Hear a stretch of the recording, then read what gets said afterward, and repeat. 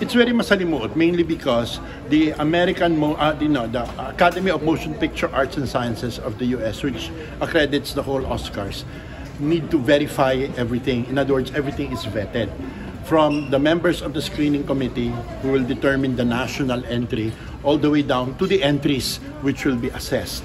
So everything has to be first approved by AMPAS before the procedure can take place. That's why there was a lot of delay, mainly because we were waiting for the reply of AMPAS as to kung naaprubahan yung screening committee at kung naaprubahan yung mga features na i-assess.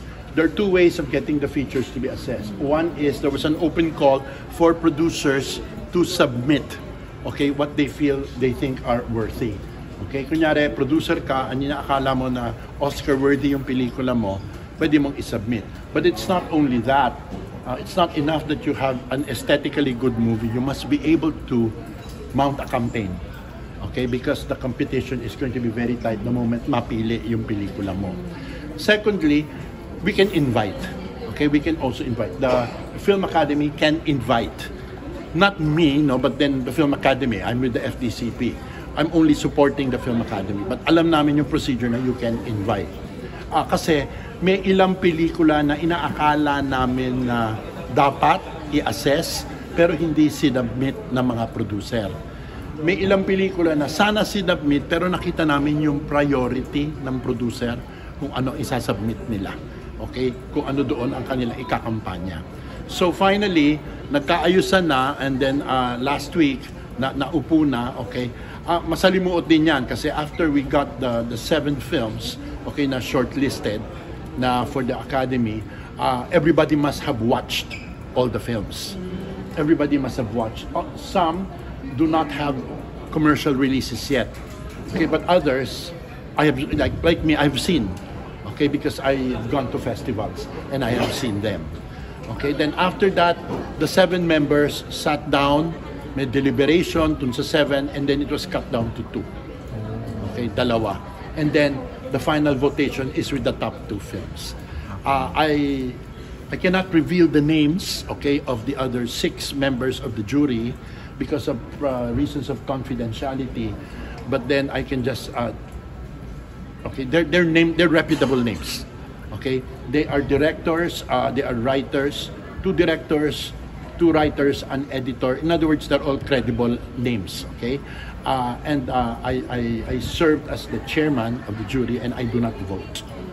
Okay, I only conduct. As chairman of the jury, I do not vote unless there's a tie. Then I had to vote. Okay, there was a tie. Okay. Was there a tie po? There was a tie for the top 2. Okay. So, what do we consider? Yung ganda ng pelikula, yung international appeal, at yung ikatlo, yung ability to campaign. Okay, yung ability to campaign. The FDCP is giving 1 million pesos. Okay, but that's just a drop in the bucket when you come to think of it kasi ang labanan dito, dollars. Okay, I'll give an example Yung Anora, ang production cost niya is 6 million. Ang campaign niya, 20 million. Okay, so ganun yung labanan. So, kailangan may kapasidad yung producer at mayroong marketing plan yung producer.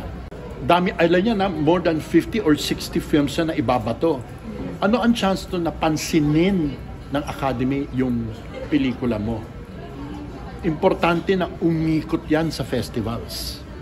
Okay? Importante na may recall yan sa festivals. Kasi we've come to realize, kahit gano'ng ganda pelikula mo, pag walang ugong yung pelikula mo, hindi ka papanoorin. Okay, dahil makakapanood ka ba ng 50 movies? Hindi ka naman screening committee ng Metro Manila Film Fest, na nauupo. Dito, I mean, it's difficult. So, ang tagal. It was practically about 3 to 5 hours of deliberation. Okay?